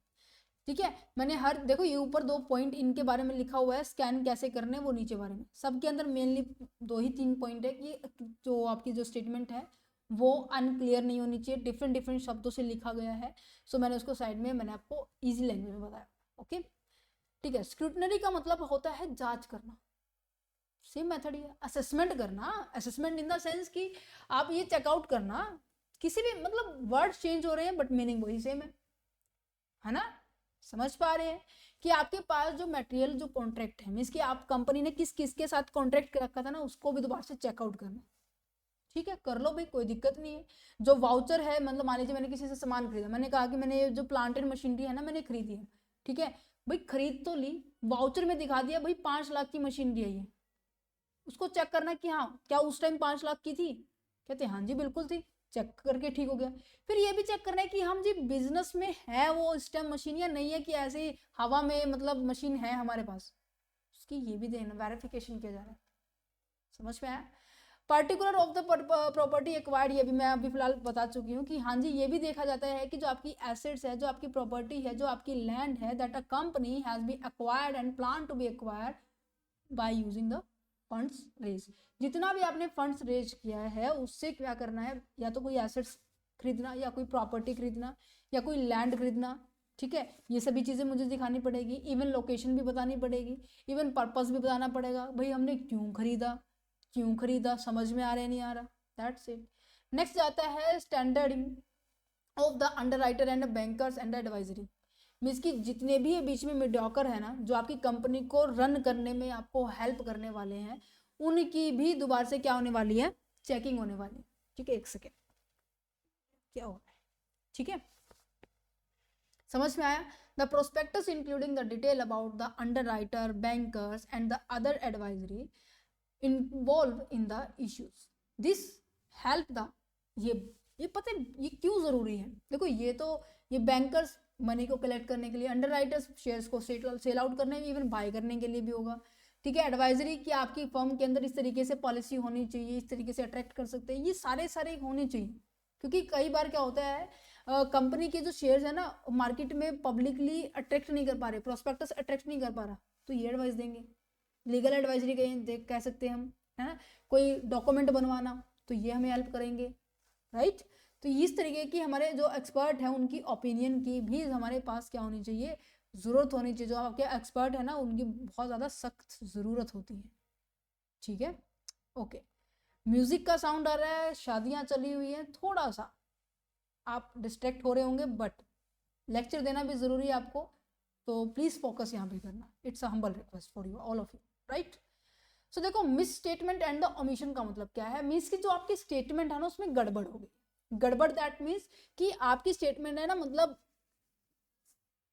गलत आपने शो की है, ठीक है। ओमिशन का मतलब क्या होता है भाई, काम करते करते आप भूल गए हैं काम, है ना, वो भी मिस्टेक ही होती है। तो यहाँ पे कहते हैं कि जो प्रोस्पेक्टस एक ऐसा डॉक्यूमेंट है जिसके देखो ये चीजें मैंने ऑलरेडी डिस्कस कर दी कि पब्लिक कंपनी इशू करती है, इसमें सारी डिटेल्स होती है, या आप इसको रीड आउट कर लें। Type of the miss statement क्या होती है, फ्रॉडुलेंट स्टेटमेंट क्या होती है कि आप भाई गलत इंफॉर्मेशन दे रहे हो, ठीक है, गलत इंफॉर्मेशन दे रहे हो। मीन्स कि आपने इंफॉर्मेशन दी वो थोड़ी गलत थी, फैक्ट गलत थे, या फिर मैं कहूँ कि जो आपने डाटा दिया हुआ था, जो ग्राफ दिया था कि हाँ जी इस साल तो हमारी 5 लाख सेल बढ़ गई है और नेक्स्ट ईयर हमारी 10 लाख बढ़ने की है, भाई इस साल आपकी 5 लाख बढ़ी ही नहीं है, आपकी 3 लाख बढ़ी है, ऐसा कुछ हो सकता है ना। 50 लाख लिखना था 5 लाख लिखा गया, अब ये कह रहे हैं कि 10 लाख होगी, तो भाई मेंबर्स तो वापिस चले जाएंगे कि हम नहीं जा रहे, हम नहीं कर रहे, हम नहीं कर रहे। तो फॉल्स इंफॉर्मेशन होना दैट मीन्स डेलिबरेटली, अब इसकी जानबूझकर अगर आप कोई मिस्टेक कर रहे हैं तो उसके लिए तो भाई सख्त कार्रवाई है। आप उसके लिए पर्सनली, जो भी जिसने भी वो प्रोस्पेक्टस पे साइन किया हुआ ना वो पर्सनली लाइबल होगा, जिस भी इंसान का मतलब नुकसान हो गया। तो अगर मतलब नॉर्मली बिना किसी इंटेंशन के किया है तो कोई दिक्कत नहीं है, उसको रेक्टिफाई किया जा सकता है, ठीक है। तो अगर डेलिबरेटली प्रोवाइड की गई है इनकरेक्ट फैक्ट्स और फिगर्स को प्रोस्पेक्टस के अंदर, such as the inflating, that means आपने ओवर करके दिखा दिया, ठीक है। 3 लाख 5 लाख दिखाना था, फॉर एग्जाम्पल आपने 50 लाख दिखा दिया, तो भाई प्रॉफिट इस तरीके की चीजों को देखकर लोग अट्रैक्ट तो होते या नहीं होते। और उन्होंने देखा कि हाँ जी कंपनी तो अब की बार 50 लाख सेल करेगी, भाई सेल बढ़ेगी तो प्रॉफिट भी होगा, प्रॉफिट होगा तो हमें भी मिलेगा, चलो हम इस कंपनी में इन्वेस्ट कर देते हैं। ऐसा होता है, कहते हाँ जी हम सभी आगे दौड़े दौड़े दौड़े दौड़े इधर कंपनी में आ गए हैं और हमने क्या किया यहाँ पर इन्वेस्ट कर दिया और आकर देखा कि नेक्स्ट ईयर तो भाई 5 ही लाख की हुई, हम जितना सोच के हमने इसमें पैसा लगाया था वैसा तो हुआ ही नहीं, भाई पैसा तो डूब गया। भाई नुकसान किसने किए थे साइंस पे, बुलाओ भाई उसको, तो उसको वो खुद पर्सनली लाइबल होगा, ठीक है। मटेरियल जो फैक्ट्स है वो बताना भूल गया, उसके ऊपर भी क्या रहने वाला है, पेनल्टी चार्ज होने वाली है। मिसलीडिंग होगी स्टेटमेंट के अंदर, मीन्स कि आपने जो स्टेटमेंट दिखाई थी, आपने जितनी भी इंफॉर्मेशन दिखाई थी वो क्या रहने वाली है, गलत हो गई है, और जिसके कारण जो मिसलीड हुआ, मीन्स कि आप ये कह सकते हैं कि कई बार ऐसा होता है कि देखो मिस्टेक सबसे होती है, देखो मैं तो खुद ये मानती हूँ, देखो जीवन में जब तक चाहे आप है, इवन मैं भी बहुत ज़्यादा मतलब बच्चों से ही मुझे सीखने को मिलता है कि हाँ जी बच्चे ये मुझे बताते हैं कि मैम ऐसे नहीं ऐसे करो, तो मैं आप लोगों को भी कहती हूँ अगर कोई सजेशन है ना तो आप मुझे कमेंट सेक्शन में दे दिए, इवन ओपनली माइंड से आप दे सकते हो, क्योंकि बहुत सारी चीज़ें होती है अभी तक हम सीखते आ रहे हैं, है ना, अभी हम सीख भी रहे हैं, इवन हम फ्यूचर में भी बहुत कुछ सीखेंगे, है ना। किसी भी पर्सन के अंदर परफेक्ट में क्या नहीं होती, नॉलेज नहीं होती, इवन मैं कहूँ कि एक्सपीरियंस के साथ हम सीखते हैं, राइट।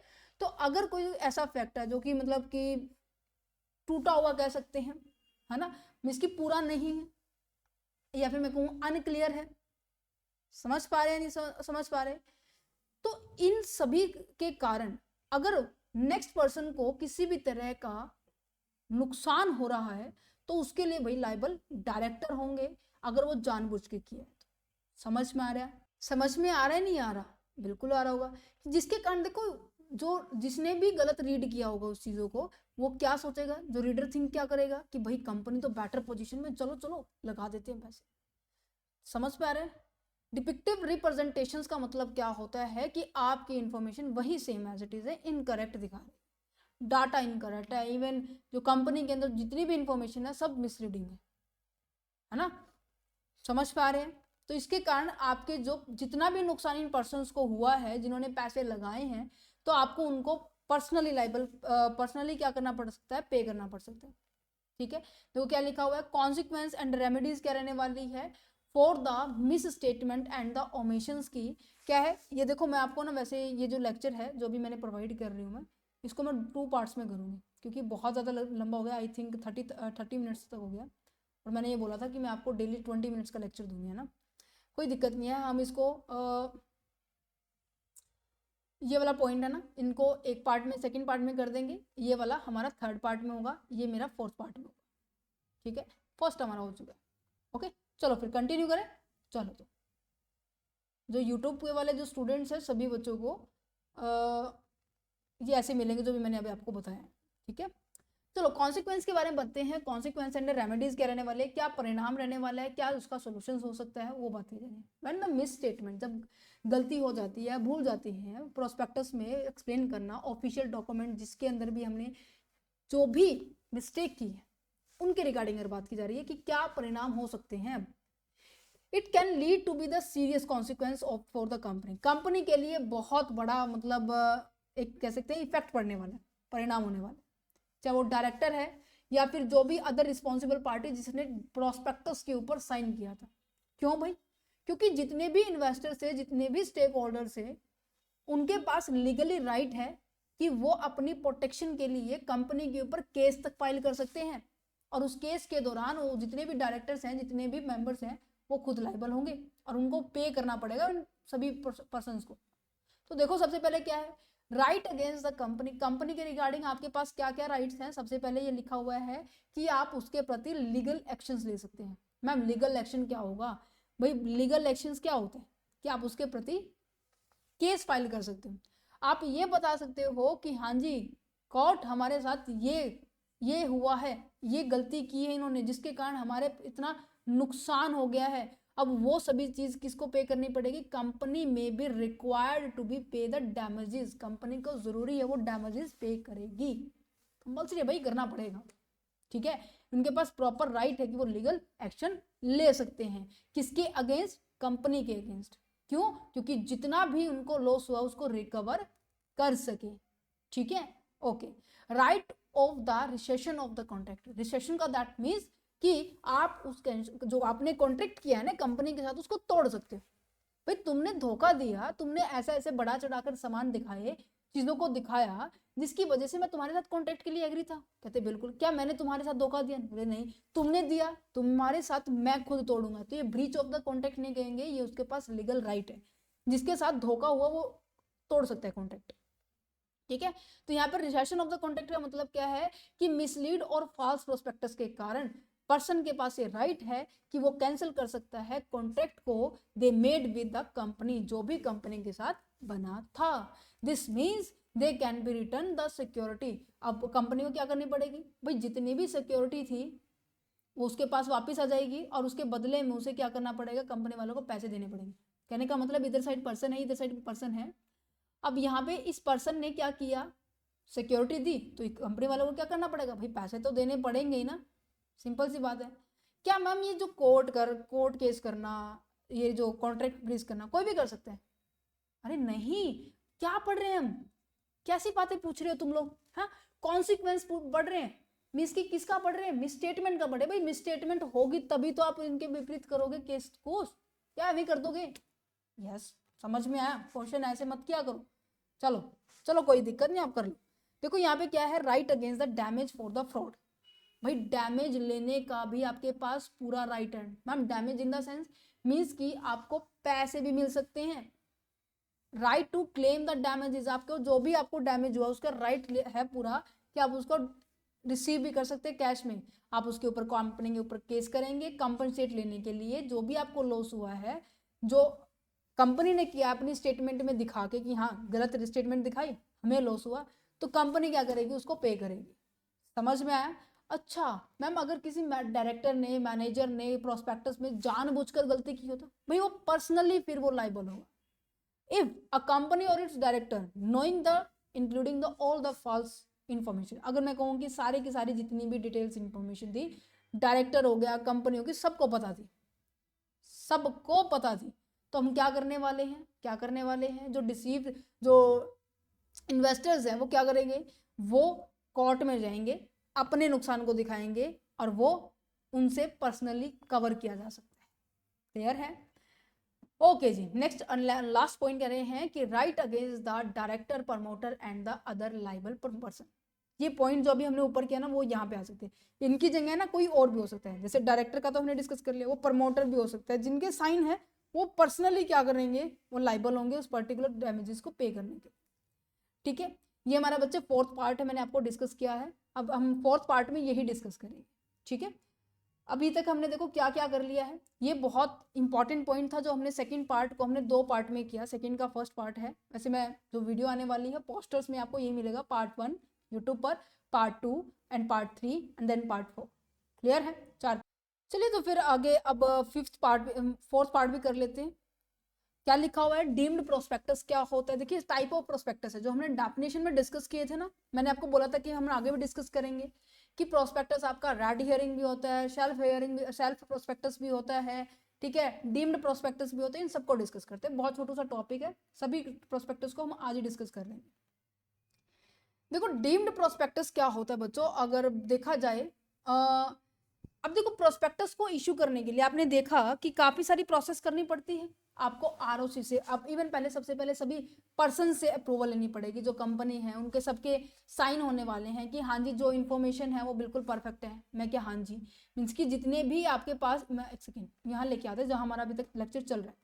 मैंने कहा कि जो मेरे पास जो मेंबर है, ठीक है, ये में जो मेंबर है इनके साइन होने वाले हैं।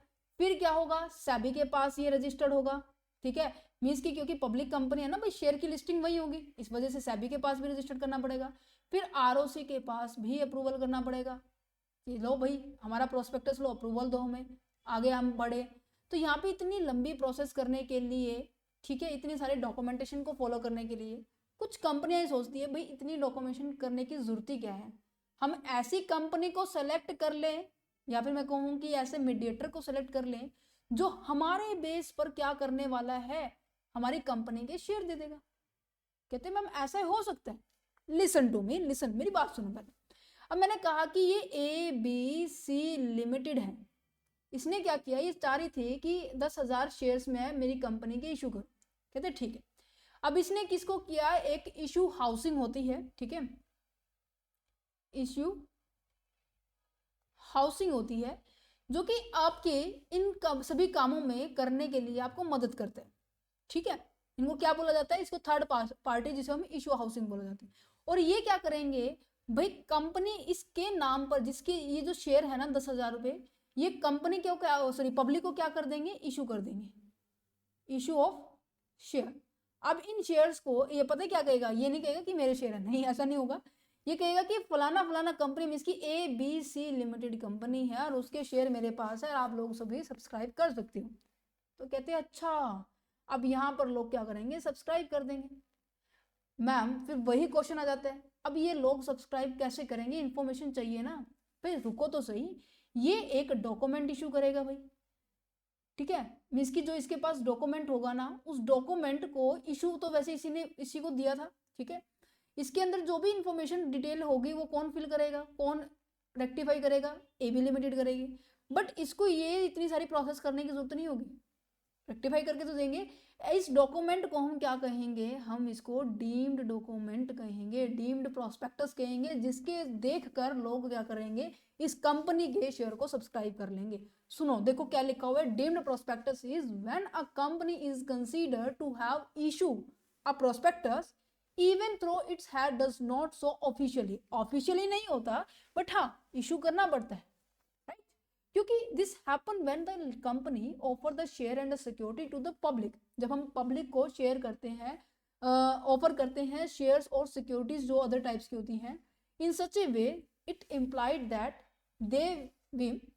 they have the issued at a prospectus even they have not actually printed one, means कि वो एक्चुअल आपका प्रोस्पेक्टस नहीं होता, एक माना जाने वाला, डीम्ड का मतलब कहते हैं मान लिया गया, एक ऐसा प्रोस्पेक्टस होता है, ठीक है, क्योंकि आपने एक बीच में एक थर्ड पार्टी का यूज किया है, देन उसके बाद आप अपने मेंबर्स के पास पहुंचे, आप डायरेक्ट इशू नहीं कर रहे हो, ध्यान से सुनना इस बात को, आपने डायरेक्ट पब्लिक को इशू नहीं किया है, नो आपने तो किया ही नहीं है। आपने ऐसी कंपनी को, ऐसे बीच में थर्ड पार्टी को इंक्लूड किया है जो ऑलरेडी एग्जिस्टेड है, और इसकी मदद करके आपने क्या किया, इन शेयर्स को, अपने शेयर्स को क्या कर लिया, मार्केट में लॉन्च करवा लिया। देखो क्या लिखा हुआ, it means company do not direct offer the shares and debentures. Company direct shares and debentures को ऑफर नहीं करती पब्लिक के पास। कंपनी क्या करती है, इन शेयर्स और जो डिबेंचर्स है उनको सेल आउट कर देती है, sell their shares and debentures को टू द थर्ड पार्टी और the issuing house. Third party कोई भी हो सकती है, इशूइंग हाउस को दे देती है, with understanding that the party or the house would present the same to the public। वो सेम एज इट इज वो पब्लिक के सामने रिप्रेजेंट करके दे देते, जो मेरे एग्जांपल में मैंने आपको समझाया, ठीक है। अच्छा, इन सच ए सिचुएशन, इस सिचुएशन का करने का फायदा क्या है कि document by which the party और the issue housing offer the company shares and debenture to the public is known as a deemed prospectus. जो डॉक्यूमेंट जो थर्ड पार्टी है या फिर इशू हाउसिंग यूज करने वाली है, ऐसे डॉक्यूमेंट को हम क्या कहेंगे, डीम्ड प्रोस्पेक्टस कहेंगे या फिर प्रोस्पेक्टस बाय इम्प्लीकेशंस कहेंगे। क्या समझ में आया? बिल्कुल समझ में आया होगा। The company in such A case save the under writing expense. भाई इतनी लंबी प्रोसेस करने का कि पहले तुम इसको दोगे फिर ये इसको देगा और इसके डीम्ड प्रोस्पेक्टस को हम पढ़ेंगे, भाई इतनी लंबी प्रोसेस करने की दिक्कत क्या है? इनको ढूंढना आसान बात है, बट इनसे परमिशन लेना, अप्रूवल लेके आगे की ओर बढ़ना थोड़ा सा कंपैरेटिवली थोड़ा मुश्किल है। इस वजह से जो अंडर राइटिंग का जो एक्सपेंसेस होता है वो आपका सेलिंग का, कि आप शेयर सेल करने वाले, आपकी यहाँ पे सारी रिस्पॉन्सिबिलिटी खुद की होती है कि मेंबर्स को हम शेयर कर रहे हैं, बैंक को हम खुद अपॉइंट कर रहे हैं, यहाँ पे कोई मतलब भड़कबाजी है ही नहीं, हम ये कह सकते हैं सीधी सीधी लैंग्वेज में, है ना। तो its share underwriting expenses in the share, its shares and debentures beside the avail of the services of the issuing houses. The company does not need to issue any prospectus in such a case, nor does it have to do the work of the allotment of the shares, the allotment made by the company to the, तो किसी कोई भी काम नहीं करना पड़ेगा, सीधी सी बात ये। जस्ट एक डॉक्यूमेंट, एक छोटा सा डॉक्यूमेंट दे देना, इसे बोलते हैं भाई deemed document, deemed prospectus. Self prospectus क्या होता है, जो कि सेक्शन 31 के अंदर डिफाइन किया गया है। बहुत मजेदार है ये प्रोस्पेक्टस। देखो प्रोस्पेक्टस हम इशू कब करते हैं, जब फर्म से हमें क्या करना, फर्म को क्या जरूरत होती है, फंड की रिक्वायरमेंट होती है। मैंने कहा भाई मेरे को तो 1 अप्रैल यहाँ पे मेरे को फंड्स की रिक्वायरमेंट हुई, मैं क्या ओके सर, यहाँ पे फंड की रिक्वायरमेंट हुई। फिर मैंने कहा कि भाई यहाँ पे फंड की भी रिक्वायरमेंट हुई 31 जुलाई मान लीजिए, 31 जुलाई को। फिर मैंने कहा कि 31 अक्टूबर को भी हो गई, फिर मैंने कहा 31 दिसंबर को भी हो गई है, फिर मैंने कहा कि मेरे को 31 मार्च को गया।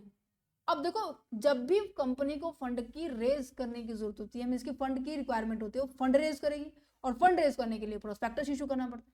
भाई कोई कंपनी ऐसे बार बार जिसको फंड की बहुत ज्यादा नीड होती है, ठीक है, वो क्या बार बार प्रोस्पेक्टस इशू करेगी?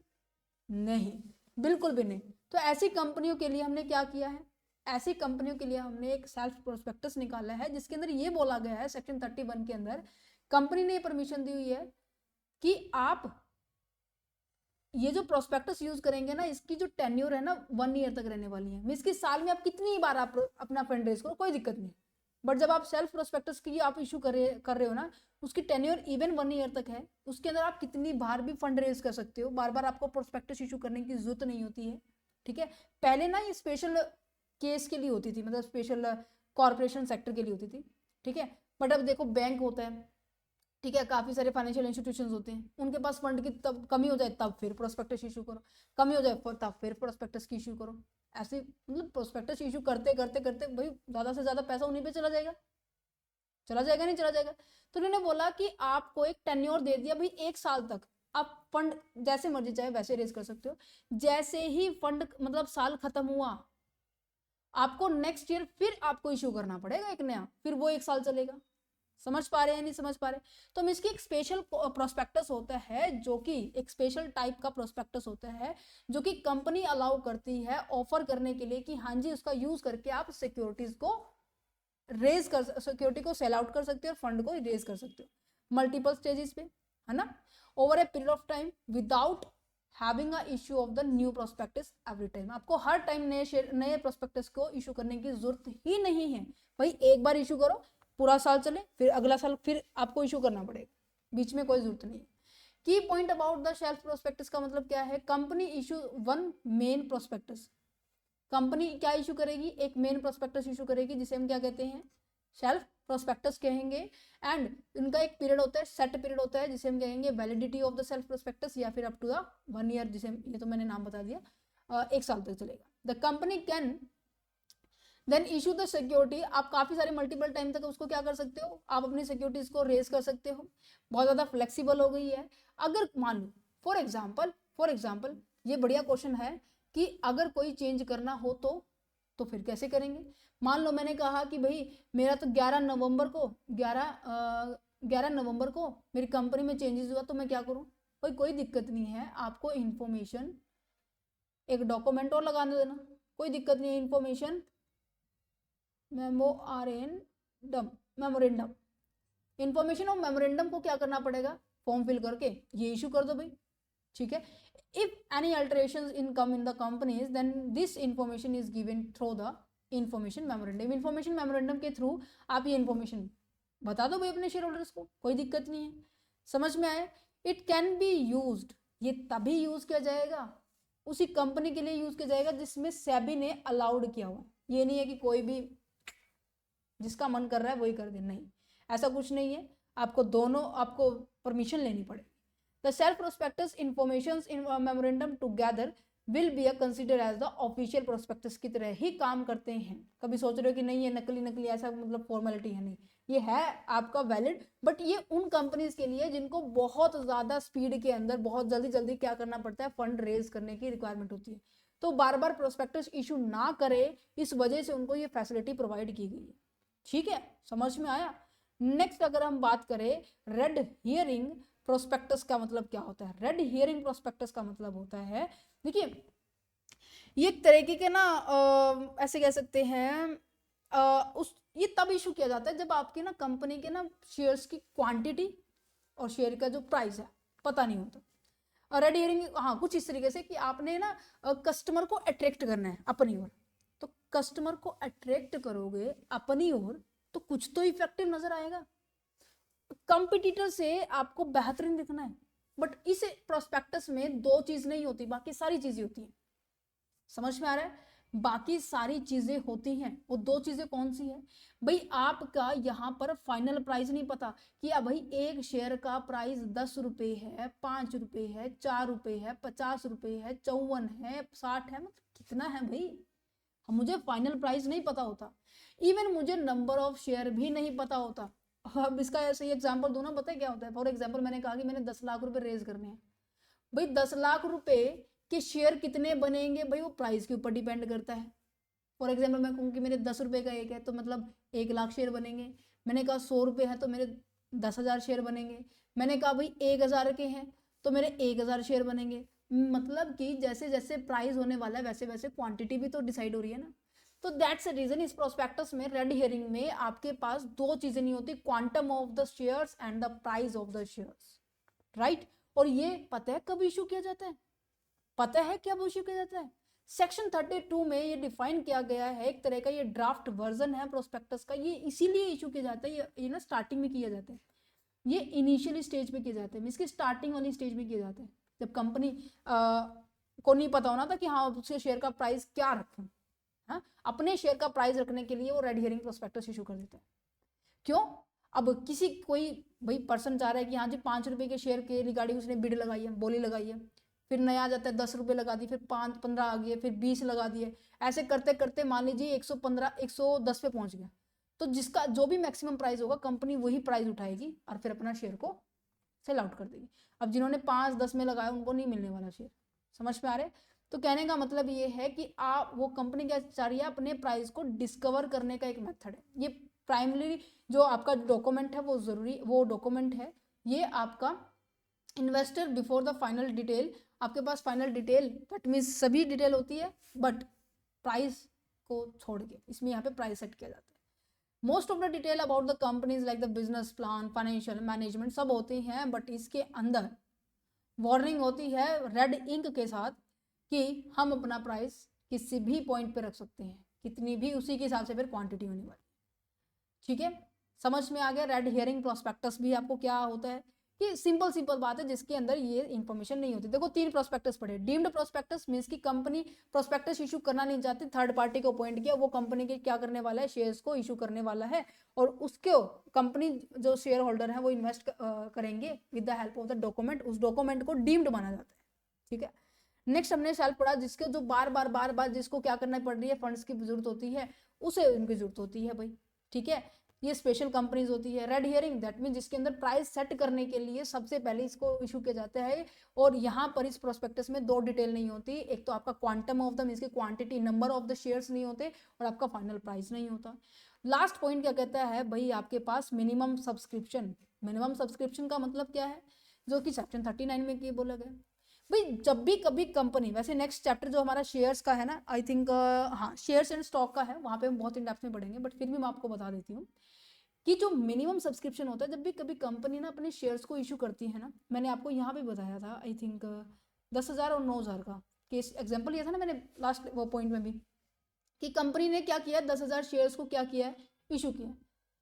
भाई सेबी ने ये लगाया हुआ है, मतलब रिस्ट्रिक्शंस लगा लीजिए या फिर रूल रेगुलेशन बना लीजिए, या आरओसी ने भी बोला हुआ है कि जब तक भाई 90% आप इसका आपको उसका पैसा नहीं मिल जाता, मीन्स कि 90% शेयर सब्सक्राइब नहीं हो जाते, इन द सेंस मीन्स कि 9,000 शेयर सब्सक्राइब होने चाहिए मिनिमम, तभी आप क्या कर सकते हो, कंपनी लोगों का पैसा अपने पास लेके आ सकते हो।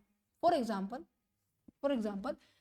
ये पर्सन थे, मैं ऊपर ही लेके चलती हूँ, ये पर्सन है, पेन का कलर चेंज कर लेते हैं, आई थिंक ग्रीन, ठीक है। इन पर्सन ने क्या किया, ये जो 10,000 थे ना, नो नहीं है यहाँ पर, मान लीजिए 8,800 शेयर होल्डर्स बन गए हैं भाई। मैंने कहा 90% होने चाहिए। अब इनका पैसा बैंक में तो चला गया, कंपनी को इंफॉर्मेशन दे दी इसने, भाई अभी तो हमारे 90% तो नहीं हुए, तो स्पेशली आरओसी ने बोला है भाई 90% होते हैं तो ठीक है, अदरवाइज आपको क्या करना पड़ेगा, 15 दिन के अंदर अंदर उनका पैसा वापस देना पड़ेगा। मैम ये सब्सक्रिप्शन कितने दिन में करना पड़ेगा 90%? बच्चों 30 दिन में, ध्यान रखना, लेने का टाइम आपके पास 30 दिन है, पर जब दोगे ना आप उनको 15 दिन के अंदर अंदर देना पड़ेगा। क्या मैम ये 200 जो शेयर्स रहते हैं कोई और सब्सक्राइब नहीं कर सकता? अंडर राइटर समझाया था ना, याद हो तो फिर ठीक है। तो मिनिमम सब्सक्रिप्शन यही होता है कि company can not be allowed the security unless the minimum subscription amount stated in the prospectus is met. जब तक जो प्रोस्पेक्टस में लिखा हुआ है कि जो 90% आपका जो सब्सक्रिप्शन होना चाहिए नहीं हो जाता, तब तक आप उनको सिक्योरिटीज को इशू नहीं कर सकते। मिनिमम सब्सक्रिप्शन को अगर आपने 30 डे में सब्सक्राइब नहीं किया तो कंपनी ने, दैट मीन सेबी ने आपको ये बोला हुआ है कि आपको उसको रिफंड करना होगा। रिफंड करने की ड्यूरेशन आपकी 15 दिन है, अदरवाइज आपके ऊपर पेनल्टी भी लग सकती है 15%, वो भी इंटरेस्ट के साथ साथ। समझ में आया?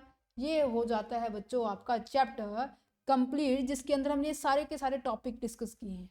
राइट, समझ में आ रहे हैं? ओके, ये पॉइंट यहाँ पे हो गया। टोटल पूरा हमारे पूरे 4 पार्ट्स हैं, ठीक है। डिफरेंट यूनिवर्सिटीज को कवर कर रहे हैं, सो जैसे जैसे पीडीएफ आपको सेम एज इट इज मिलने वाली, कोई दिक्कत नहीं है, ठीक है।